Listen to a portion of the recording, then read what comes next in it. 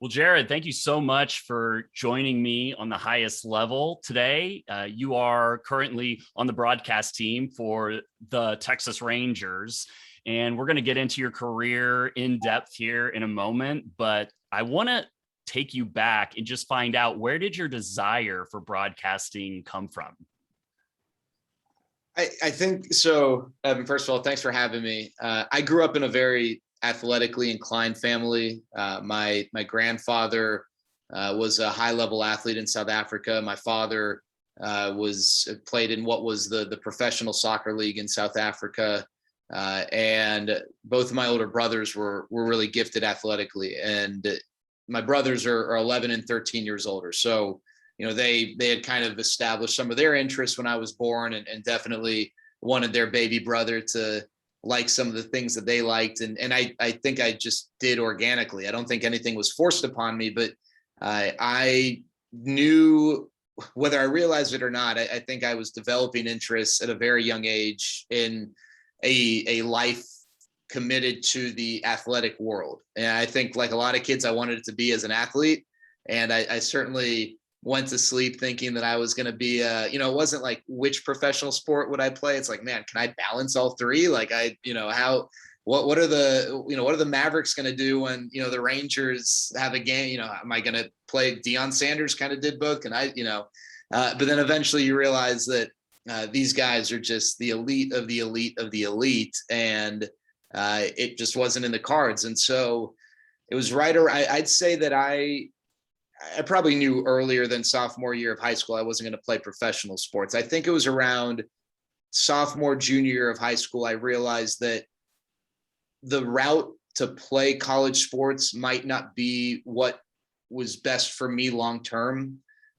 Baseball was the sport that I could have maybe played, but doing so at a smaller college, and one that might not be best suited for preparing me for the next steps. And so it was around that time I started thinking, well, what are those next steps? What do I want to do? And I think journalism, it started just journalism, and maybe more so writing to begin, to begin the train of thought. And then I realized growing up, I would play video games and turn the sound down and broadcast. And it wasn't like, hey, this is what I want to do. It's just something that I naturally did. And so I started thinking, like, hey, this seems like it could be cool. I think I'd enjoy trying this. And so I went to USC, and they've got a good broadcasting program. It's by no means the best in the world. And really, for what I do now, which is play by play, it's probably not as suited as well for that as, TV anchoring. USC's got all sorts of anchors across the country, not as many people in the play by play realm. But it was a great backdrop for me to figure out if I liked it. I did. And then it became just trying to improve to the point where I can make a career out of it. But I think it was a slowly evolving process that, whether I realized it or not, started at a very young age, and then sort of materialized into a goal late in my high school career, and maybe right at the beginning of my college career. Yeah, and certainly relatable as a young athlete trying to figure out how you're going to balance playing for the Mavericks and the Cowboys and the Rangers. I also am guilty of that that thought many times growing up. And you go to USC, and you are around, obviously, a really good athletic program at the time. And just kind of talk about, I don't know if this would have been when it would have happened, but did you have a moment when you were involved in kind of the local radio station there in LA and at the USC student-led radio station? Did you have a moment where it was kind of like, oh, I'm really doing this, I'm on this path? Or was it kind of a continual, gradual build to being a broadcaster full time? Yeah. So that's a great question. When I first got there, I'm the annoying kid who I'm gonna, email the crap out of you to make sure that, I'm top of mind, right? And I knew that going into USC, there were kids who they had broadcasting experience from high school, and more these days, There are programs for kids who maybe they're not playing football, but they want to broadcast football. Well, we didn't have that at Green Hill, which is where I went. Even if we did, I probably would not have participated for football, basketball, or baseball because I played those sports and certainly was nowhere close to wanting to give them up to broadcast. And so I reached out to folks during, I guess, the beginning of summer break leading into my freshman year. Hey, who do I talk to? What do I do? I want to get involved. And USC is not like Syracuse. So Syracuse has this amazing broadcasting program. Some of the best broadcasters in America come from Syracuse. I'd say it's a flip of a coin. It's either you went to Syracuse or the field, right? And, Mike Tirico, Jason Benetti, just a few that kind of popped to mind right off the top. And Syracuse, you got to wait in line. I mean, you're a freshman. It doesn't matter what you did in high school. You are not going to do a football game right away. You might not broadcast a football game until your senior year, and you could be really, really good. It's like, if you get stuck behind a great quarterback at Alabama when he's a freshman and you're a freshman and you're going to get your time, but it might not be till after he graduates or goes to the draft as a junior. USC, it wasn't like that. USC, it was kind of, you're going to play right away, so to speak. And so I was getting the experience of broadcasting all sorts of sports right off the bat. The first game I did was before classes started. It was a USC Duke women's volleyball match. And I'll tell you what, I walked out of that thing. I knew volleyball to some degree casually. Green Hill, where I went, has very good boys and girls volleyball programs. And so we'd go to the matches and you learn some terms, but I was like barely a 101 level. And to broadcast a sport, you need to be like 303, 404 level. But I walked out of that broadcast thinking, Al Michaels got nothing on me. Like this is going to be a piece of cake. And I haven't listened or watched it in a while, but it is cringeworthy how bad I was then. But I realized that I loved it. I loved the preparation. I loved actually broadcasting. And then as I started to do it more and more, I started to deal with games where I felt like, man, I was not very good. And it didn't discourage me. It only encouraged me to push even harder. And then I think when I really finally realized this is something I wanted to do was the summer after my junior year of college. I went to broadcast for the Brainerd Lakes Area Lunkers of the Northwoods League. And the reason that's kind of the point where I don't think it was possible for me to truly commit to loving this before is that was the closest thing I had at that point, replicating what a professional life would be like, because it was 70 games in 74 days, bus trips, average at best hotels, as opposed to when I'm broadcasting at USC, I'm living the college life. I'm studying for finals or exams or whatever, but going out and, then we got a broadcast on a Saturday. And for baseball, it was, maybe 3-4 games a week at most, but that's just not what it's like in the real world. And so once I got through that summer and I wanted more, after that 70th game, I wanted more.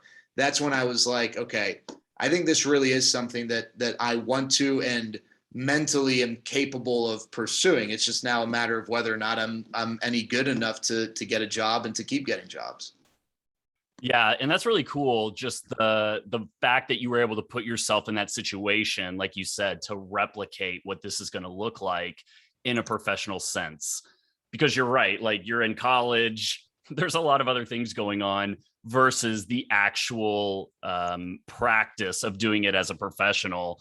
And just take us real quickly. We'll come back to some of your experiences at USC, but just take us real quickly through the path of a broadcaster. Because much like coaching, I think that sometimes you have to go to smaller teams, smaller markets. You have to build your foundation. Just take us through your path as a broadcaster.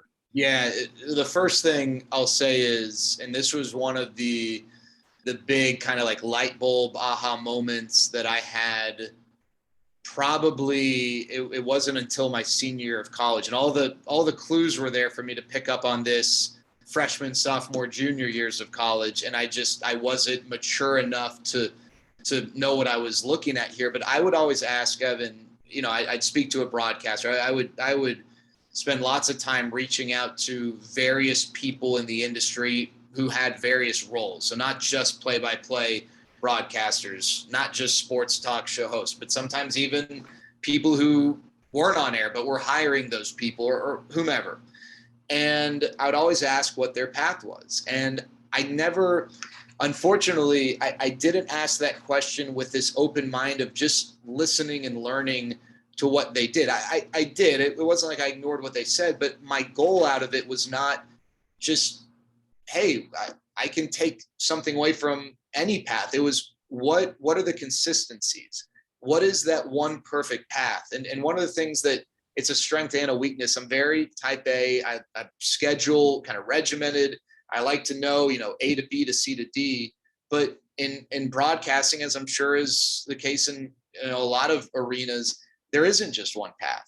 Right now, like if I want to go into the Army, I've got to go to the Army. Right. I'm not just going to show up and go to business school and then be a chef, and then the next day, like you're in the Army. You have to enlist, right? You have to go through the program.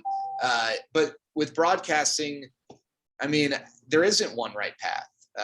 Now my path, and the reason that was important for me is because it when I realized that, it took my focus away from finding the perfect path to embracing and finding my path, right? And knowing, having the peace of mind that just because this broadcaster that I look up to and that broadcaster that I look up to went about it this way, and I'm not getting the same opportunities early on, doesn't mean I can't get to that end point C. That midpoint B can be different.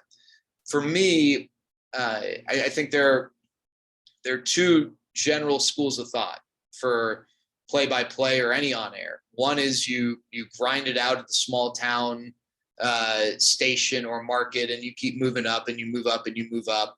Specifically, say with baseball, maybe it's you start in rookie ball and then get to A ball and double A and triple A and so on and so forth.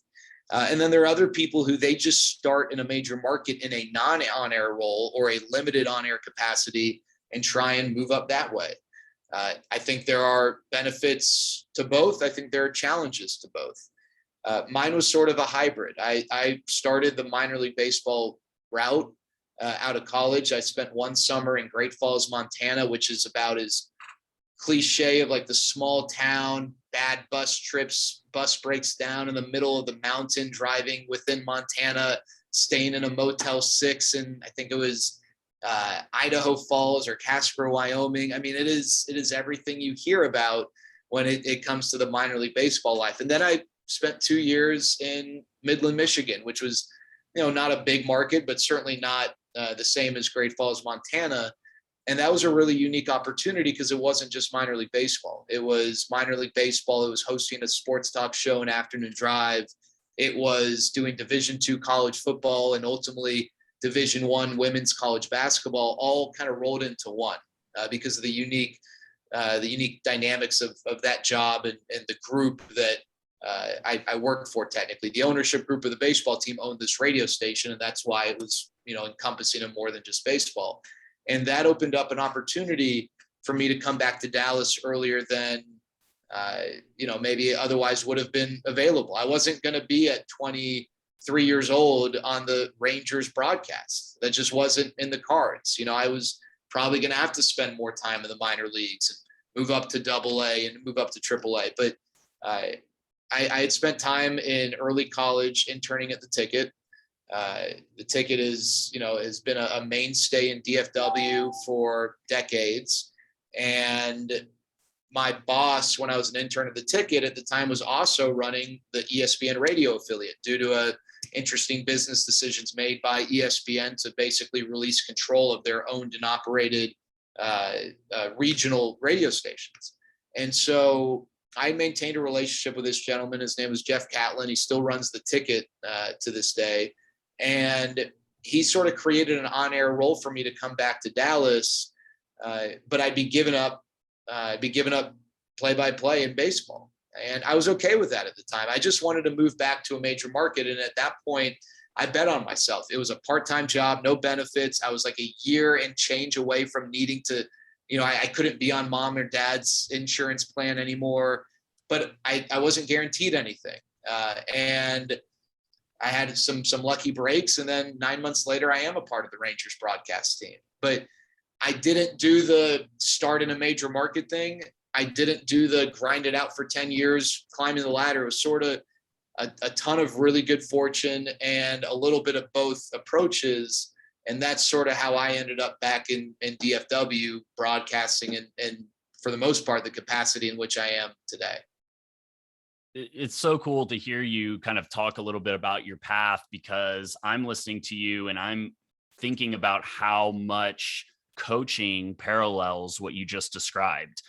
Everybody has a different path. You have people that have dads that are NFL executives or coaches who kind of just have a natural leg up. You have other people that are at a place like LSU in 2001 with Nick Saban, and there's 7 future college head coaches on that staff, which is great. But then you have others that do exactly what you just described, which is kind of like start in Division 3, work their way up to Division 2, eventually get into Division 1. And it really just has to do a lot just with obviously the sum of your experiences and kind of like you hit on the relationships too, and kind of not only having the people that you work with, but also kind of working as well to maintain and cultivate those relationships. So many parallels in coaching that I could go off on right now. It's just really interesting to hear you kind of discuss that. Yeah. And, I didn't have a mom or a dad who was, high up in a network. There's a young kid by the name of Noah Eagle. He's Ian Eagle's son, and he got opportunities in part because he's Ian Eagle's son, but also because he is so good. And obviously being Ian Eagle's son, probably he took some things from him growing up, but he got opportunities that broadcasters who are of a similar skill level don't get at that age. Now, he's taken full advantage of it. And I don't think anyone, I guess it's subjective, but very, very few people I'd imagine would listen to an Ian Eagle called game on TV or radio and say, man, this kid is just in over his head. Now, there are other broadcasters who, they do have family connections and are getting opportunities that others might not. And that's just a part of it. I never benefited from that, but I also did benefit from luck, tremendous luck, and the relationships I did have from, people I met along the way. I can honestly say, and I have no issue admitting this, I worked, I feel like my work ethic, the time I put in, I'll put that up against anyone.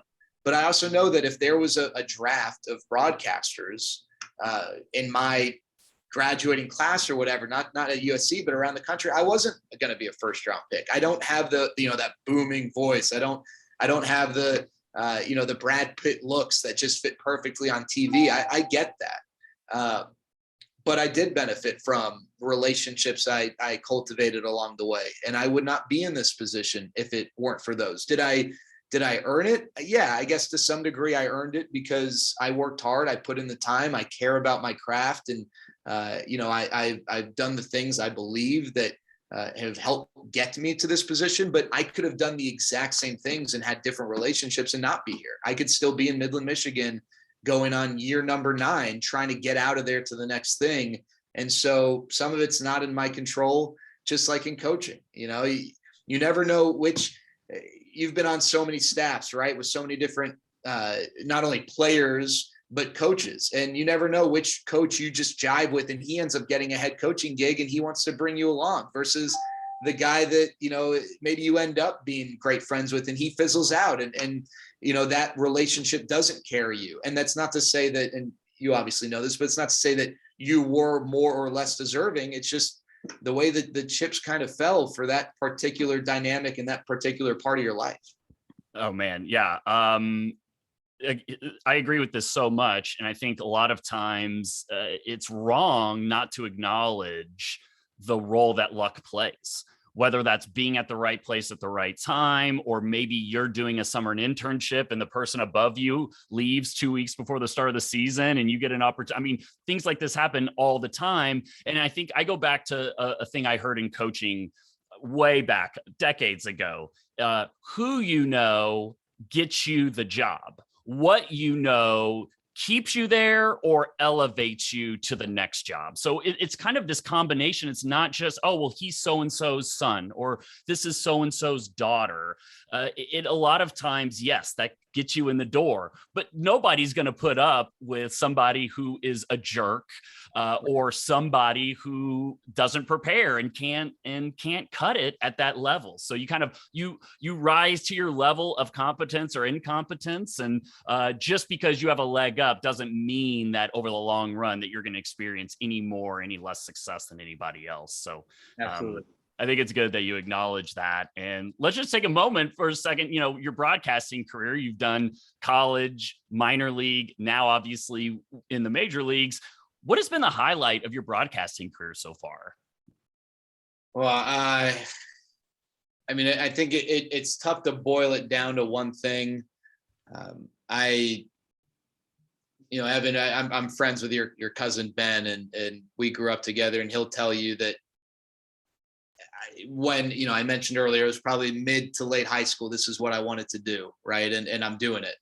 And it's not, it was never like this guarantee that I'd get these opportunities. And again, I put in the work, but the way that things have unfolded, not only am I getting to broadcast Major League Baseball, I'm going to do it for the team I grew up rooting for in my home, right, in DFW. And my family is on my dad's side largely in South Africa. That's where my family's from. And so it's not like I've got family scattered around America. My family's in Dallas, and it just so happens that the woman I married, my wife Emily, her family's all in Dallas as well.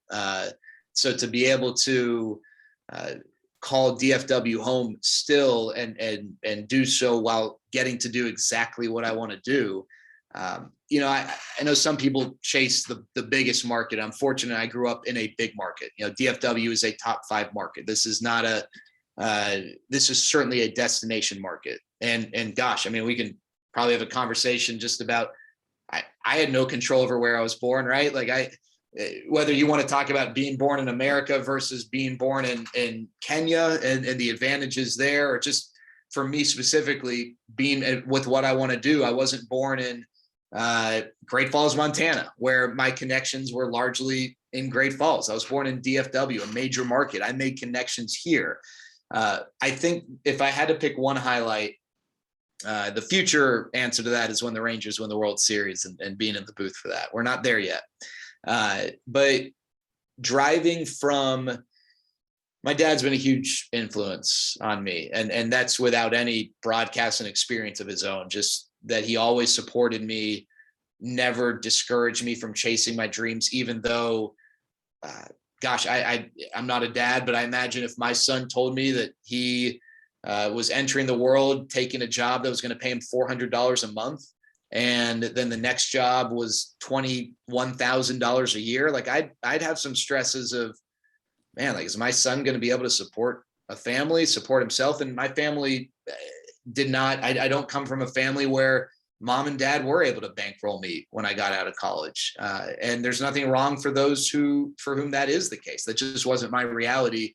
And my dad never once had the conversation of, hey, you should think of changing careers because you're only making some low amount of money. And that's one of the biggest challenges with broadcasting is when you get to a point where you are broadcasting at a high level, you can absolutely have a great living, but it is not easy to get there. And you run the risk of being 35 years old and on the cusp of getting there. But the last 14 years have been spent making like $30,000 to $40,000 a year. And now you want to get married and have kids and you got no savings because you're just barely getting, it's not easy. He never once ever had that conversation, even though I know that he had to have been thinking of it.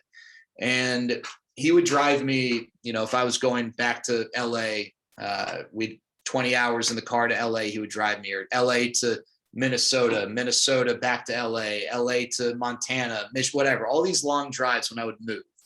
We'd have lots of conversations, but one time he gave me a book called Always by My Side by Jim Nantz. I believe, if I'm not mistaken, I was driving back from Minnesota, going to Dallas briefly before going back to LA for my senior year of college. I just spent that summer in the Northwoods League. And I apologize. We were going from Minnesota to LA. My mistake. And he gave me this book, Always by My Side. I was not a big reader at the time, and I certainly was a slow reader and could never just finish a book in one sitting. I had friends like could do that with Harry Potter. That just blows my mind.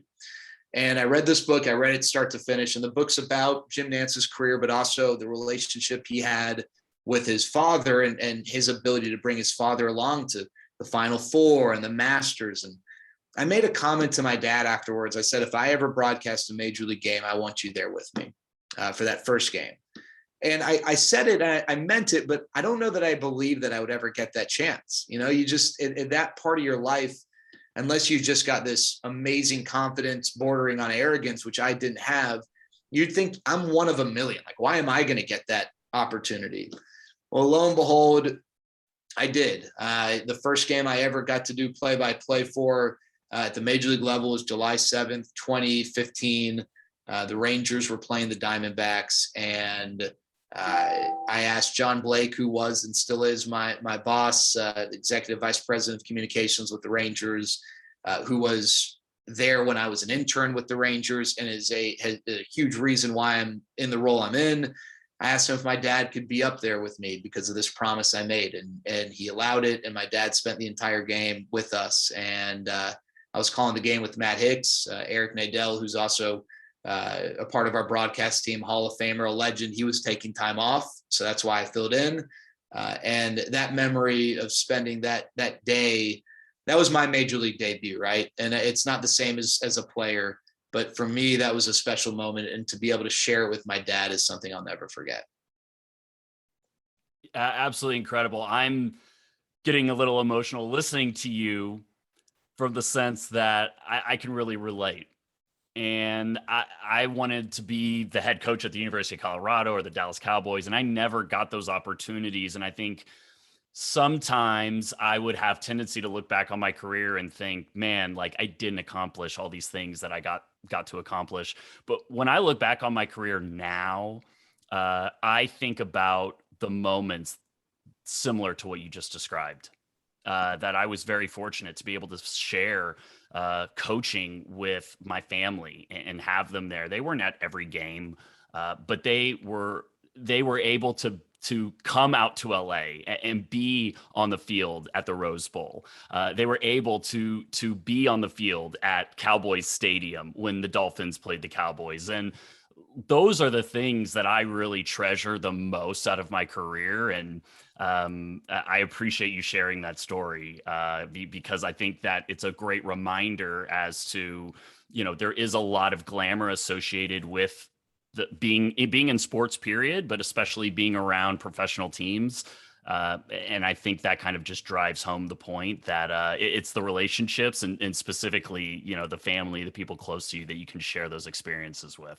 Yeah, 100%. I mean, that's it definitely didn't, you know, you always set goals, right? And maybe to some extent you think, gosh, if I could ever do this, then I'll never complain. And the reality is for some people, and I'm super competitive, you get to that point and now you want more.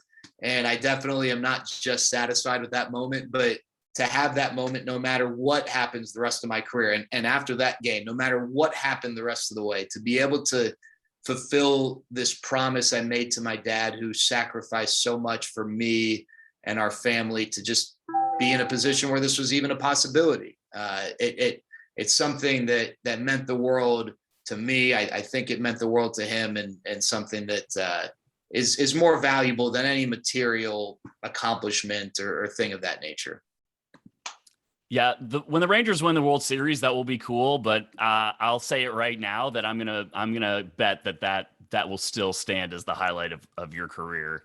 Very cool to have your dad in the booth broadcasting your first game. But it's not all sunshine, and it's not all just these amazing moments. There's also challenging aspects to the job. So just kind of share with us what's like some of the toughest aspects of being a broadcaster. Yeah, it's you know, when I talk to kids at, you know, various colleges or classes in high school, and you know, they were like me, some of them thinking, I love sports, let's work in sports. And what I learned along the way is that you can't, like, I don't think I would be doing what I'm doing if it was simply because I love sports. I learned, I didn't know it at the time when I first set out to pursue this career, but I did learn that I love broadcasting. And the reason why that's important is you love sports, you love being a sports fan, you want to work in sports. And as a coach, gosh, I can't even imagine, you coach football, you love football. I'm sure you love watching football, right? Love parking your tush on a couch on a Saturday or Sunday and just watching football. You don't get to do that when you coach, right? You got your game and you're watching a lot of film.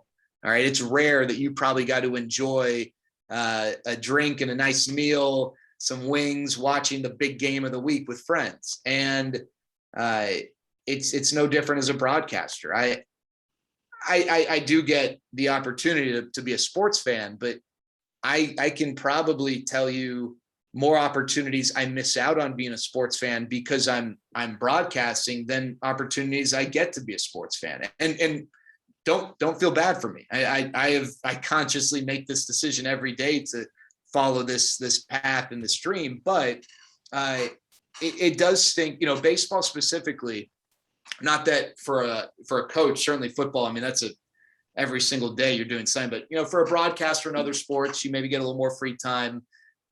Baseball, I go mid-February to Arizona for spring training. I'm there for about 5 or so weeks.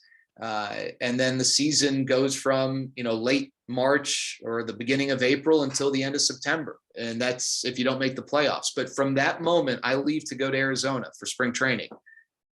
I don't have a single Friday, Saturday, or Sunday without work until the baseball season ends. And think about that. I might have some Sunday day games and I can do some Sunday night, a few Saturday day games, but that's a challenge. I don't have kids yet. I imagine it's going to be more of a challenge when I do, God willing, but I miss out on a lot. My wife does a lot of things solo. She's gone to a ton of weddings solo. I've missed out on weddings for people I consider myself super close with because it's just not, you can't just take off for every little event that maybe you can for another job. And so again, I love it. But if you were to ask me the challenges are that you miss a lot and you're working at night, right?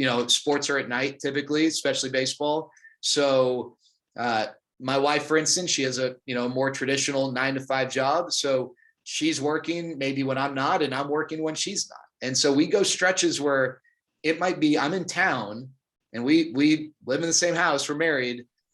I maybe am awake when she's awake, not working together, hanging out. We go maybe a week without, having that opportunity to just get a meal or talk or whatever. And then, not to mention friends, hanging out with friends, just doing the things that are important for a human being. That's not easy. And then the other thing I'd say is super competitive. There's stresses that come with that. I think that's probably applicable for a lot of careers that you're really pursuing, trying to achieve at the highest level. But financially, you don't make a ton. I mentioned this earlier. I really did make, I think, $400 a month working in Great Falls, Montana, no benefits. I think I was fired up in Midland when I got a raise from like $21,700 a year to like $22,100 a year. Like I was on top of the world when I got that news. And so you don't build that financial security. And for me, not coming from a lot, I wanted to get married. I wanted to have kids. I wanted to be able to live a comfortable life. And I knew that in order for me to do this, following this career, I had to keep advancing. I don't know that I had the financial wherewithal or financial means to do this at 32 years old. I'm 32 years old. If I was still doing minor league baseball, I don't know if I would still be in broadcasting if I was still in the minor league baseball track. I probably would have had to have bailed and started doing things that financially were more rewarding. But and that's unfortunately there are people, there are very good broadcasters better than I am, who don't make it because they don't get that break soon enough. And then there are broadcasters who they can wait it out as long as they need. And that's great. There's nothing wrong with having, a family member or some good financial fortune to where that's the case. But that is a challenge for this industry, is that I have friends, super high achieving friends, and some of them, they had end of year bonuses that were twice as much as my salary 1 or 2 years out of college, and that kind of makes you think, am I doing the right thing?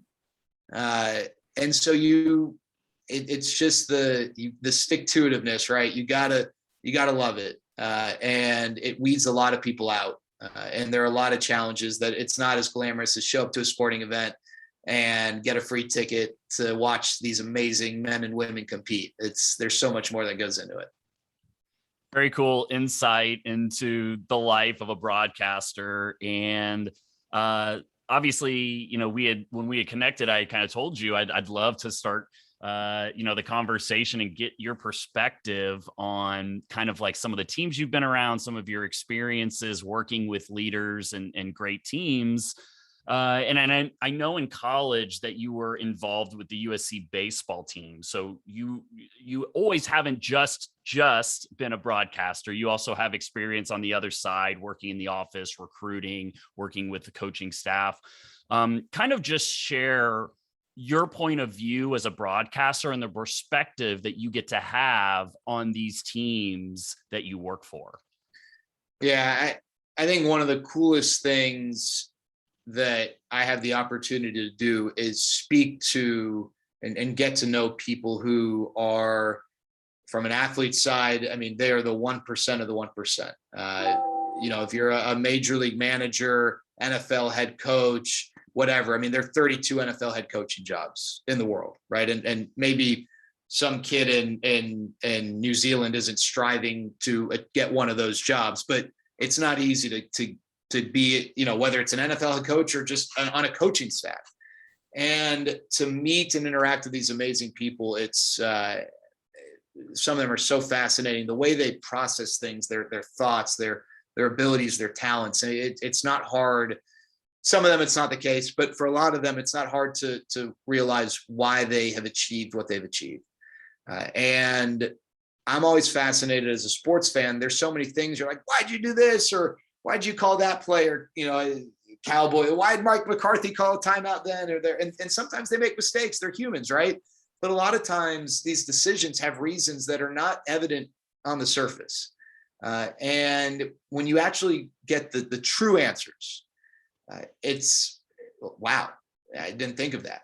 And then you realize, wow, they're thinking of this, this, and this in a 20-second stretch. They've got to make the best decision, weighing all of these factors. I'm sitting on the couch thinking, hey, Zeke Elliott's having a great game. Let's just keep feeding him the rock. Well, no, what are all the other factors, right? And I have found it fascinating getting the opportunity, because of the relationships I've been able to establish, getting the true answer, not what's always told to the media, but the truest reasoning as to why this or that. And so that comes with in-game decisions, personnel decisions, why you signed this guy, not that guy, why this guy was released, why this guy's locker is next to that guy's locker. Like, on the most like granular level, the things that go into trying to win a championship.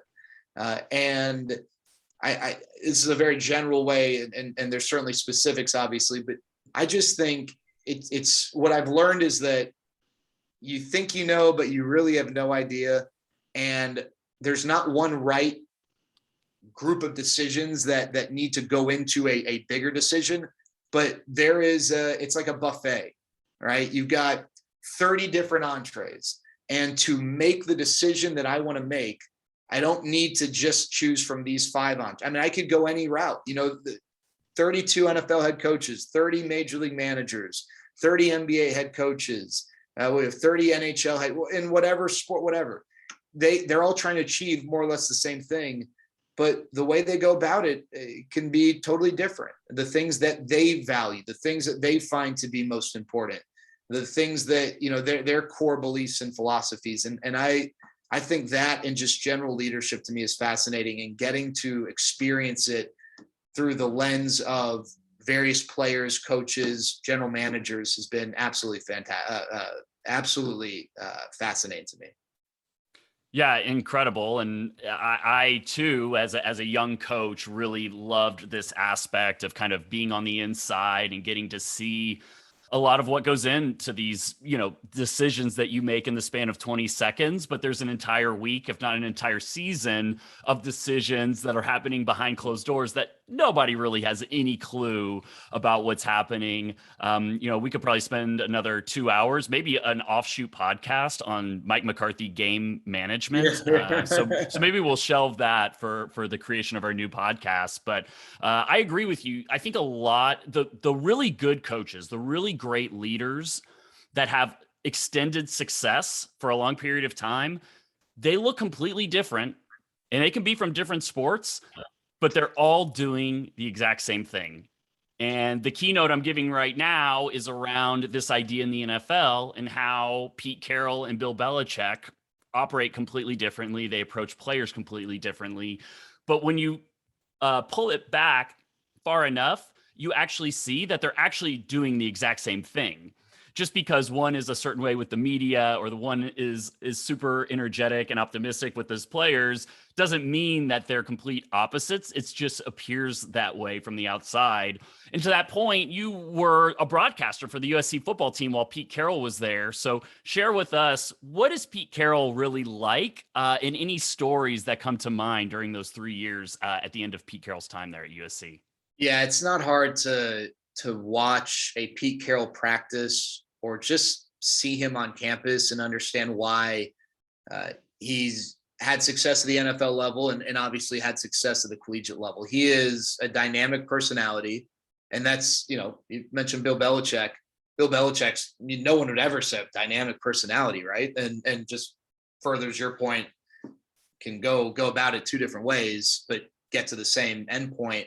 But I just, from a random student's perspective, Pete Carroll would be on campus and you'd see him and he's Pete Carroll, right? He's a big guy, big deal.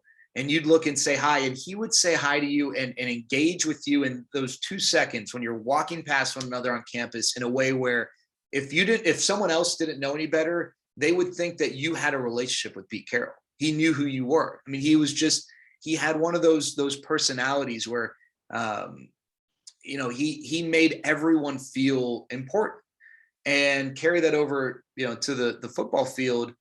I actually, just randomly was at a wedding 2 weeks ago and met a guy who played for Pete Carroll, a little bit older than I was. Not a guy, I think he played in 2 career games, but was a part of the program. And, the stories like this guy probably, I don't know, maybe he was very comfortable with his level of playing time. I'd like to believe that anyone competing at that level, even if they know they're not, first round pick talents, they want to play more. This guy barely played, and he would run through a brick wall for Pete Carroll. And some of the things he shared, you go to a practice, Pete Carroll is bouncing around full of energy. He had those competition Tuesdays, he'd have like themes for different days.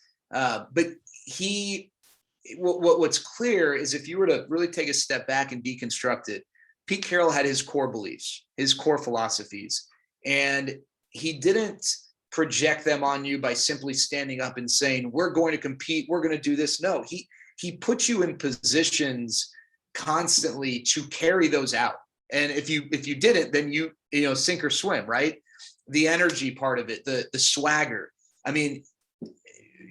If USC didn't win a game, then it's the first thing you'd look at and say, man, they're so arrogant or whatever.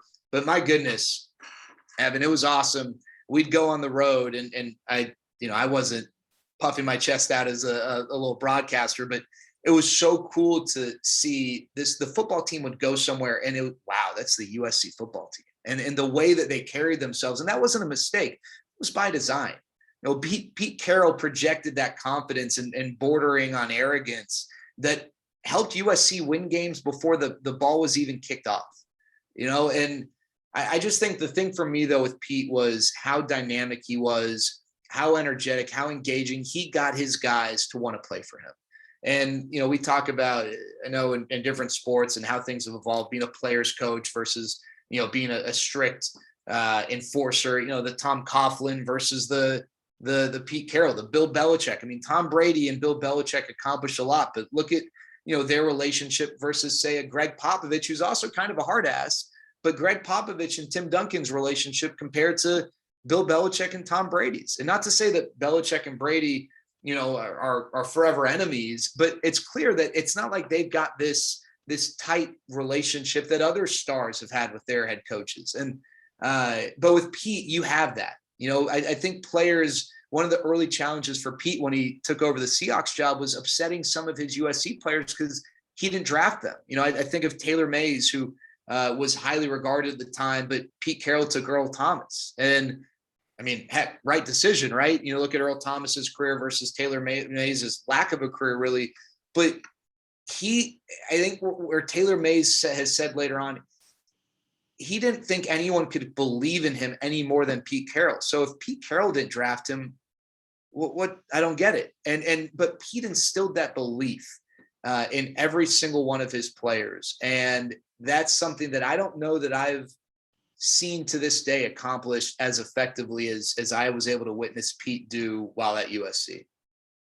Yeah, and that's such good perspective on kind of that time when USC is definitely at the top of the college football world, and it was an incredible run. Talk about just to one more point on this, talk about the team. So you talked about the belief that Pete Carroll was able to instill in the players. Was that true of just kind of the overall chemistry of the team? Was it just kind of that there were so many talented players on the field and that you were intimidating the teams you guys were playing? Or was there a deeper element of cohesion and chemistry that he was creating in addition to this confidence he was giving each player? Yeah, I think that I think that both when you look up on the scoreboard after a game on Saturday and you see 63-7, those things help, right? When you're on the right side of that. But that helps. Pete would, in the middle of the season, Pete would cut a practice short and it'd be a surprise. They'd get in the buses, get a police escort, which USC was one of the first college they would get police escorts everywhere. It didn't matter if it was a 2-minute drive or a 30-minute drive, but that was all a part of building this aura of USC football. Police escort, we're a big deal. But they'd go bowling, they'd go go-karting, they'd go and watch, it's LA. They'd go and have a theater rented out for this new movie that's premiering that everyone's been talking about. That stuff was never lost on Pete. And while, a basketball roster and a baseball roster and a football roster, different sizes, you're not going to get all, in college football, it's like they have 700 guys on the team. You're not everyone is going to be best friends with everyone, but Pete definitely cared about the players developing relationships with one another. And I don't think it always plays out this way. I think, quickly shifting to baseball, when the Rangers played the Toronto Blue Jays in both 2015 and 2016 in the playoffs, I remember one of the thoughts, well, the Blue Jays hate each other. The Rangers, they get along great. They got the edge. And those things I think, as best as I've been able to confirm, were kind of true. The Blue Jays did not all get along. Jose Bautista was not a guy that everyone particularly loved. They had some volatile personalities. And those Rangers teams, while I don't know that, they were the closest teams of all time, they got along great, but they didn't win. And so it's not that you always that doesn't always win out, but I do think it makes a difference. And then, it'll tie back to USC, but I was watching the Packers-Bears game yesterday, and Joe Davis and Greg Olson were on the call, and they were talking about how they were relaying a conversation they had with Davante Adams. And Davante Adams, for those who don't know, arguably, maybe not arguably, just based on raw production, but arguably the best receiver in the NFL. And maybe you can make that case the last few years. And he and Aaron Rodgers had this unbelievable connection. And Davante Adams talked about how the time he spent with Aaron Rodgers away from the field, just socially with their wives, hanging out, that makes a big difference. And, you are more compassionate towards someone and mistakes they might make, and working with them and helping them out. And doing the things that allow you to be the best teammate possible. If maybe it's someone you have a great relationship with versus someone you kind of despise. And some of that's out of your control. You're not going to have, especially in a football roster, all these personalities. They're all going to just have the same beliefs and the same core values, and they're all going to be best friends. But Pete, it was almost, to him, it seemed like as valuable to take time to not work on installing these 5 plays over a 40-minute period, but instead going and, like I said, bowling or doing something to where you get these guys outside of that competitive arena and making sure that those relationships are established. And that was something that I think was a big identifier underneath the surface of some of those USC teams and why they were as special as they were. Yeah, I think you see this in all really great teams too. Like, again, they can look differently. Like, the relationships are built on this fun, loving attitude towards life, this joy, this optimism, and this great energy. Bill Belichick and coaches from that coaching tree, they're never going bowling. Like, there are no days like, oh, it's snowing outside. Great. We get to practice in this. Like, nobody else gets this advantage that we get 2.5 hour hitting, full pad practice outside. But like Bill Belichick and guys like that, they have this way where they're still built on relationships. Those relationships are built differently. Those relationships are built on honesty and on still playing at your highest level.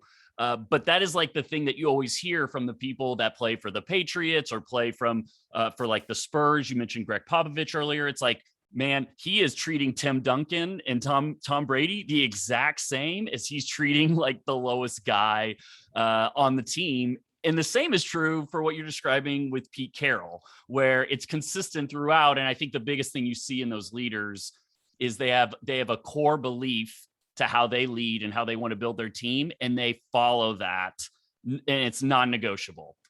Right. And that shows up differently, but at the end of the day, they're really kind of doing the exact same thing. And you mentioned kind of like the relationship aspect, and you're really kind of talking almost like a little bit of like a periphery, like the personal relationships outside of work. And I know the social dynamics within a baseball clubhouse are probably different than any other sport out there, or at least of the big sports. So just kind of take us inside those clubhouses and just like share with us like what those social dynamics are like, and kind of like how they end up building the culture on some of the good teams that you've been a part of.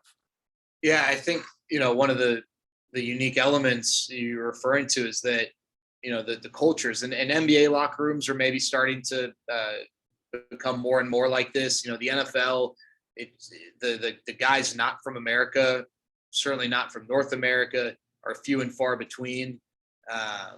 But in Major League Baseball, in a given locker room, you're going to have a guy from, I'm thinking like the Rangers, one of the early teams. You had Yu Darvish from Japan. You had Shin-Soo Choo from South Korea. You have obviously American players, Venezuelans, Elvis Andrus. You had guys from the Dominican, guys from Puerto Rico. It's all over. And sometimes we like to, English speakers and Spanish speakers, and just under the idea that all English speakers and all Spanish speakers, they all are kind of one of a kind. But, even the Spanish speakers, very different. Venezuela and the Dominican Republic are two very different places, two very different experiences for the guys growing up in those areas. And so it's very unique in that regard. You've got, pitchers and position players. Sometimes there's not necessarily always a social divide, but just pitchers kind of do their own thing and position players do their own thing. And, you're not always all together. And so you have the challenge of cliques. It's definitely a problem within clubhouses. And unfortunately, sometimes there is resentment between the Latin American players and the non-Latin American players. And, those are challenges you have to deal with. I think that first of all, we always like to coin a leader, right? Like there's always this guy, he's the leader. He's this great leader. And I think with any team, especially baseball, certainly football, with the amount of players, you can't just have one leader. One leader probably isn't going to be able to speak for everyone in a way that everyone is going to be receptive. Now, there are rare breeds, right?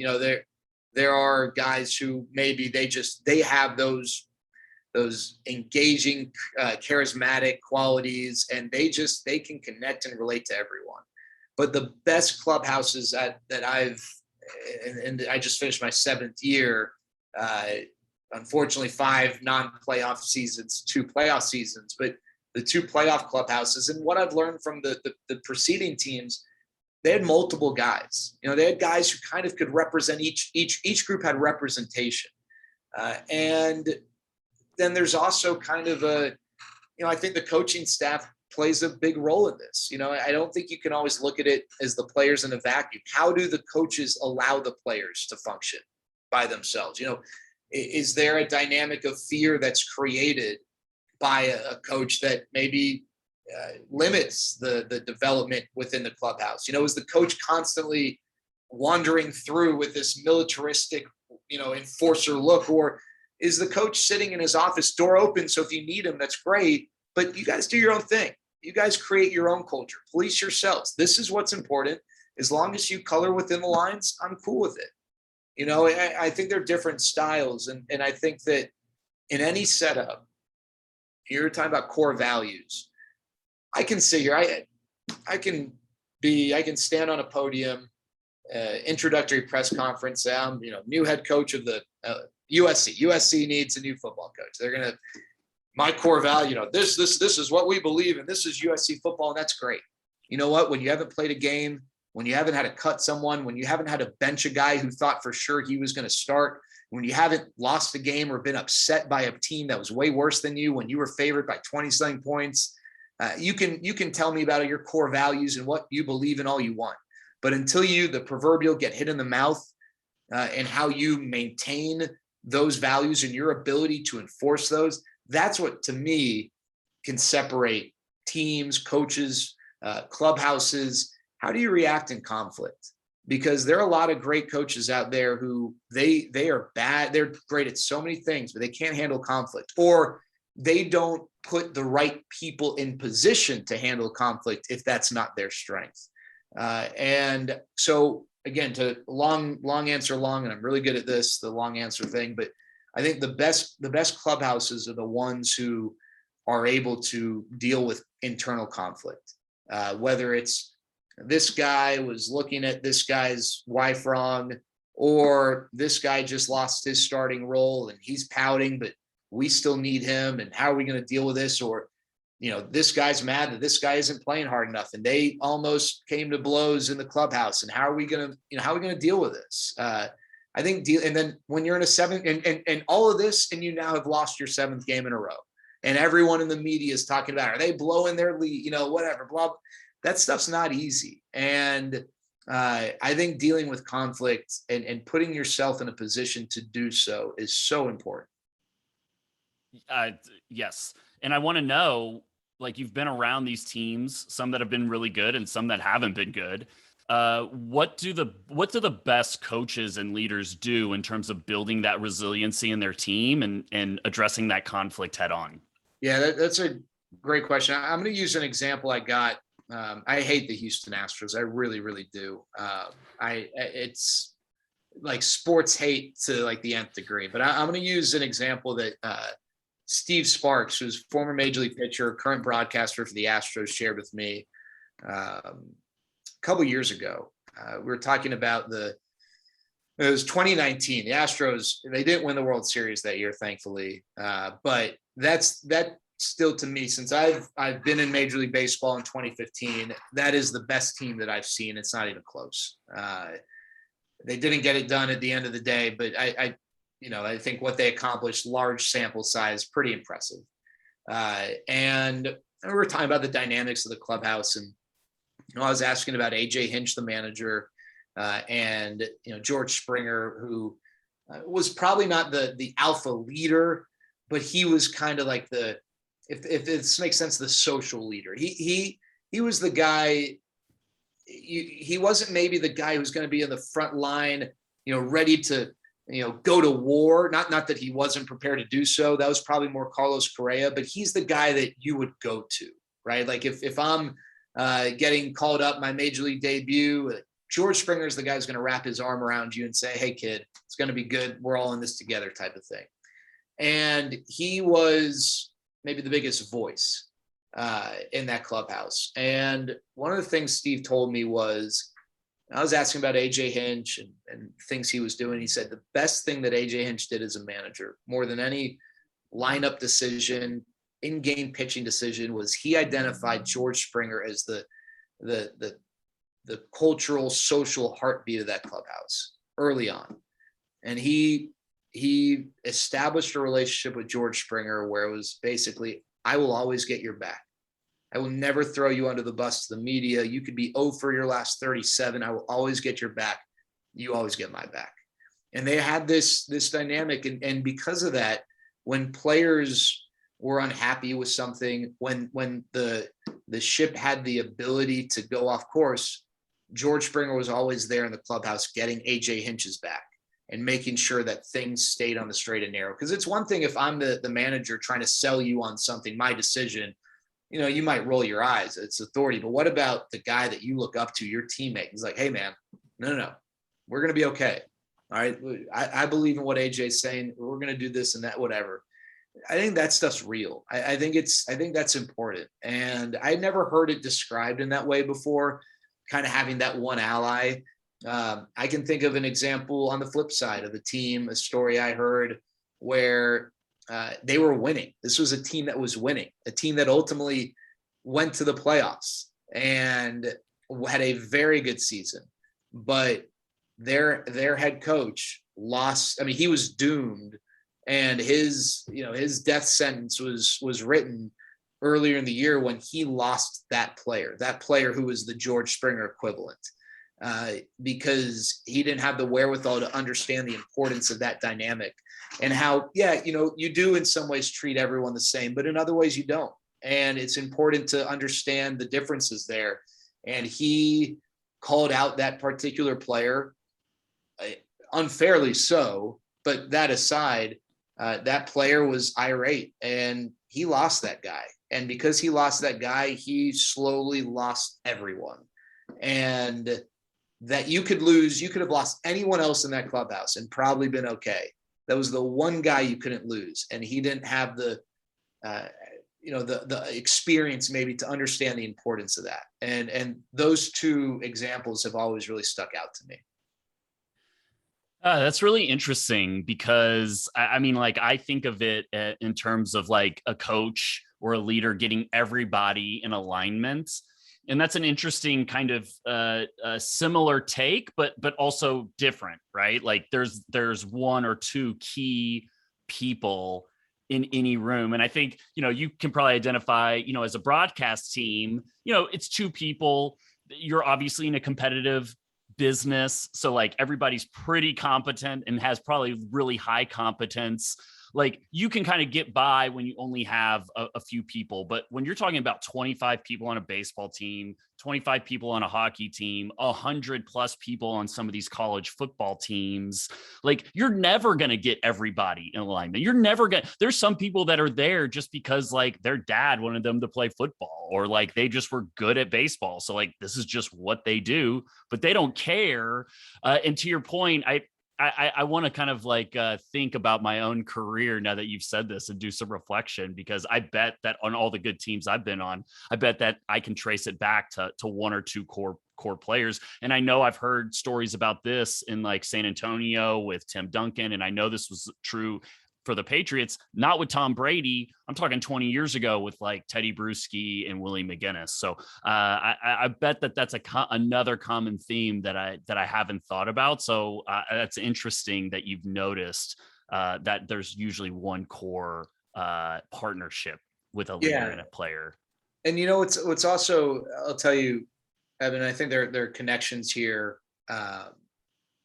We see these guys, whether it's on Sundays or, on the hardwood or playing under the bright lights in the postseason in baseball and they hit a home run and they puff their chest. And do one of these, and you just, man, that guy's he's got it all, right? Now, he probably was the homecoming king, and like, what doesn't he have going for him? But some of these same guys, the confidence isn't as high as you might think. You got all sorts of levels, right? You got guys who they are so just fully confident. It doesn't matter. They could just be in the middle of a big slump and they don't give a crap. They're going to carry themselves like, publicly and privately, like they're the best in the world. And they're guys who, part of why they succeed, even though if you were to truth serum them, they would tell you they're not the best in the world. They act as if they are, like that's what gets them. They are the best son of a gun in any matchup, no matter what. They're not intimidated. And there are other guys who they are among the best in the world, but they need this reassurance. Like I heard a story. I don't know if this is true or just like myth, but Tom Gordon, who was a longtime major league pitcher, ended up as a very good reliever, but at one point was a starting pitcher. And I want to try to get years and numbers, but Tom Gordon was a guy, and he's the father of Dee Gordon, who has played in the majors the last several years. So he was a starting pitcher. And in 1989, as a 21-year-old, he won 17 games, was second in the Rookie of the Year voting, right? Forget name, forget anything. You are likely going to be a part of the team the next year, right? Like that's not, maybe there's some circumstances, but in most cases, a guy who won 17 games with a 3.5 ERA, was second in the Rookie of the Year voting as a 21-year-old, probably has got a spot on the team next year. We're gonna hold on to this guy. We're gonna see how he develops. We like this guy. He apparently went into and he was with the Royals at the time. And again, I don't know if this is true. I've heard this story from a few people, but he went into his manager's office after the season. They were doing their exit interviews, and he very kind of like sheepishly asked, like, yeah, Skip, I'm just curious, like, do you think like maybe I could look for a house, in Kansas? Do you think I might make the team next year or whatever? And the idea was like, are you kidding me? Of course you're, like, we believe in you. But he didn't have the confidence to really fully embrace that. And, it's no different than the social challenges you deal with in high school. And does she like me like I like her? Or does this guy who I think is one of my best friends, is he mad at me? Does he like me? Or am I, this group of guys, like, am I welcome there? Like, but I just think that's the other thing, is that these guys are not all fully like bought into how good they are. They don't all know that. And that dynamic, I think, subtly plays such a huge role in any clubhouse, any locker room, is that not every one of these guys is just fully blossomed with this admirable level of confidence. A lot of them are like you and I, where, we aren't as confident as maybe we should be in certain situations. Yeah. I read Carol Dweck's book, Mindset, towards the end of my coaching career. And for any coaches or leaders out there, it's a tremendous book that I really wish I had been exposed to when I was younger as a coach in my early 20s. But the book is really about like the ability to have a growth mindset in whatever you do, and also to cultivate it in your relationships and as a leader, versus what they call a fixed mindset, which is really kind of viewing things from a very like results only point of view, versus the growth mindset, which is you're always learning, you're always getting better. There's always ways to improve.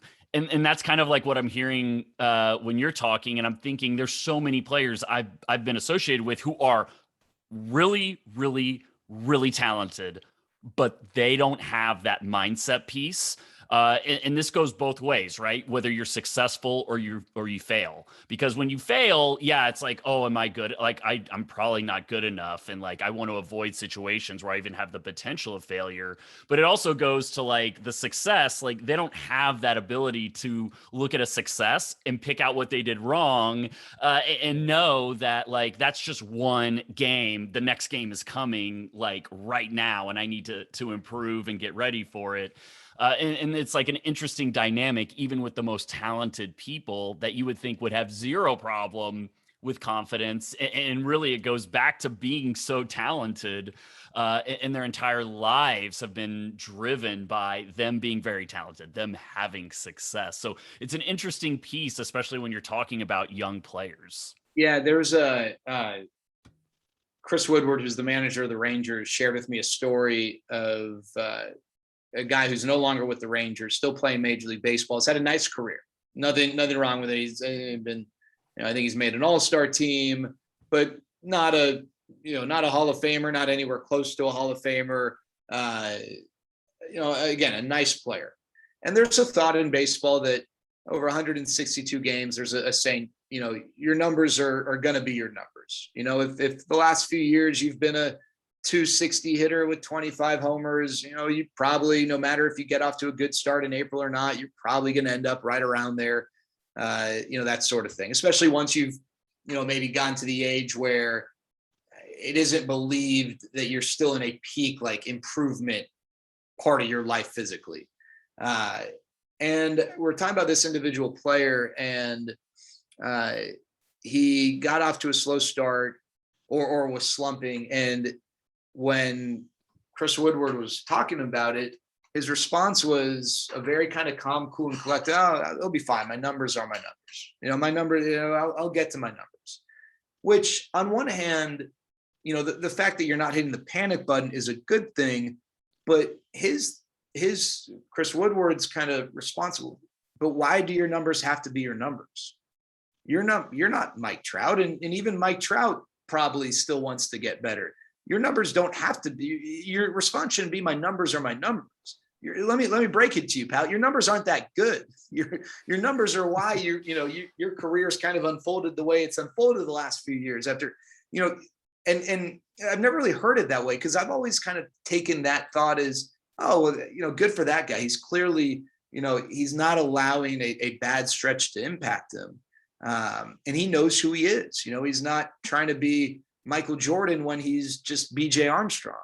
But and not everyone can be Mike Trout, right? Like I would work my ass off, to if I was playing Major League Baseball. I still wouldn't get more than a couple hits over the course of 162 games. I don't physically have it in me the way these guys do.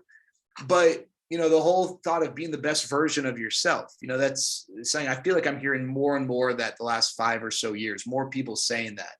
And that's all tied into the growth mindset and the curiosity of how can I get better?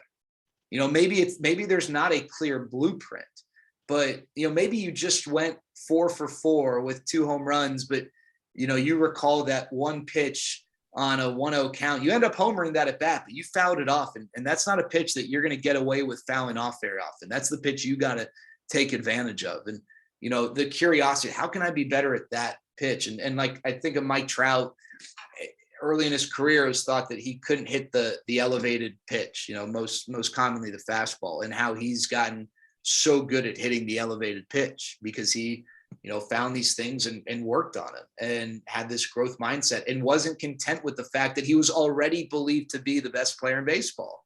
Right? Mike Trout didn't need to add that to his game. He was already the best player in baseball. And so the whole idea of my numbers are my numbers, and relate that to any situation how you will. Having that conversation with Chris Woodward, who champions curiosity, champions the, asking questions to get better and always wanting to get better, no matter how good you are. That was a really interesting conversation that I had with Woody, and something that's really changed the way I view things and view the approaches of people, be it in athletics or outside of athletics. Yeah. And I'm thinking back to a conversation I had with somebody that was on staff with the New England Patriots early on in Belichick's tenure there. So this is the early 2000s. And we were kind of talking about how they don't talk about winning. They don't talk about championships. They talk about the next opponent, and they talk about how they can get better today. And it's exactly to your point where it's not about the numbers. It doesn't matter how many games in a row we've won. It's interesting. I've always been obviously a football nerd, a coaching nerd, and I always have listened to press conferences of coaches. Yeah. Like that is just something I did when I was in college. When I was 19 years old, I would listen to Bill Parcells, Dallas Cowboy press conferences. And I've always done that. And of course, I had to, we're sitting here on Monday. Dallas Cowboys just had a big win over the New England Patriots last night. But of course, I have to listen to Belichick's press conference. And yes, sometimes they're very cringy to like listen to. But the reporter was, oh, well, what about this and this and this? And his response was, every week is the same. Every week is the same. And whether they're preparing for, and I remember the coach, the assistant that I'm referring to, I asked him, and he was like, "It doesn't matter. We're playing the second week of the preseason against Tennessee, or we're preparing for the AFC Championship. It is the exact same level of preparation, of attention to detail, of looking at our past game and getting better from that as we go into this next week. It's always the same."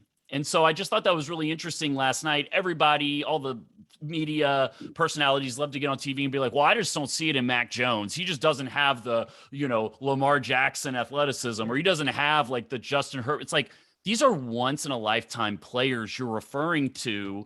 And everybody refers to Tom Brady as he just like entered in to the NFL and took the NFL by storm. That's revisionist history. That didn't happen. No. He had to fight and claw just to get on the field at Michigan. He was an afterthought in the NFL draft. He comes into the NFL and like, he was not a good, even when he was winning Super Bowls early on, he was not a good quarterback. It really wasn't until probably like 2005, 2006 that he started to evolve. And like, now it's like, you could see the evolution in the offense. It is exactly what's happening in New England right now. Last night, it's like, Mac Jones is throwing the ball 12 times a game, right? They're running the football. They're going to punt. They're going to play special teams. They're going to play defense. Like, don't make any snap judgments on Mac Jones. He's in that building. They've done this before. They know the formula. The formula is do what we have to do to win this week, and we're going to get better. And they're not worried about what Mac Jones is going to be 5-6 years from now. And like anybody that does that, maybe that's more of like the hot take culture of the media. But I agree with you. There's this commonality in all great teams and performers of like having this ability that regardless of whether you just won the championship or whether like you're just starting the season, it's like the exact same approach. You're always looking at what just happened. And regardless of the results, you're always trying to get better, and you're just trying to be excellent today. Yeah, no, that's a great point. I think about that. I was thinking about this earlier this year with Brady and then Ben Roethlisberger. Both those guys have gone on to have tremendous careers. Obviously, Brady, second to none.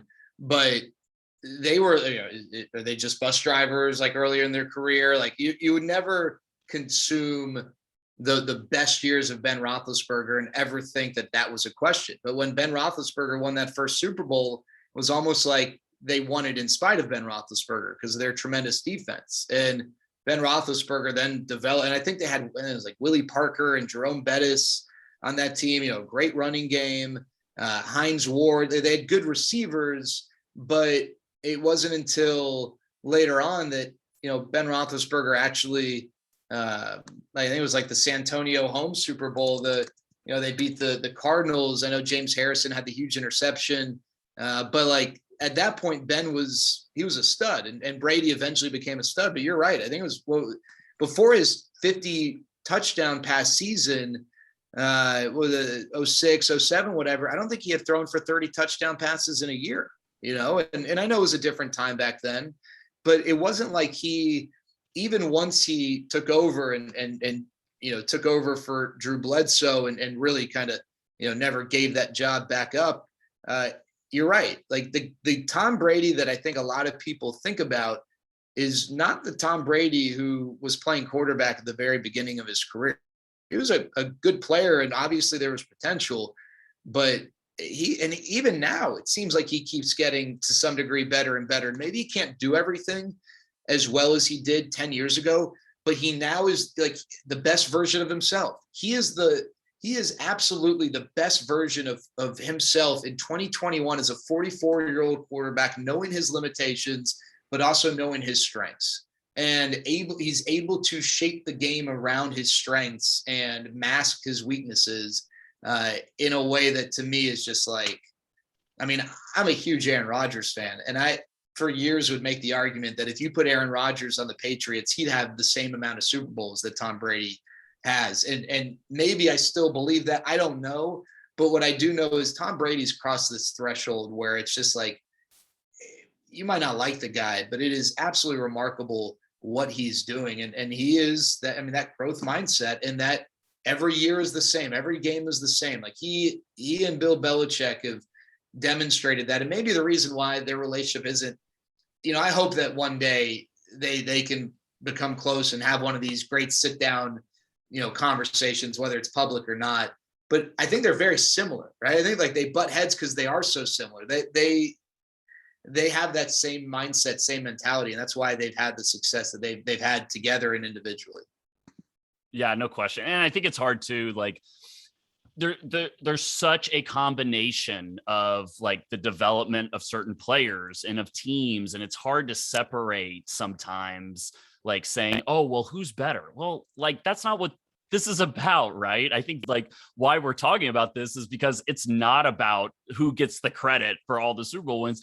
The bottom line is like they were key pieces in a team, but they were just key pieces. And like, the common theme with all those great players, those great teams, baseball, football, whatever, is like, they are not satisfied regardless of the result. There's always improvement to be done. So very cool. Jared, dude, the first of many team building and leadership conversations between us, but this was fabulous, man. And I really appreciate you taking the time to join me today. Evan, thanks so much for having me. I really enjoyed this. Anytime, man.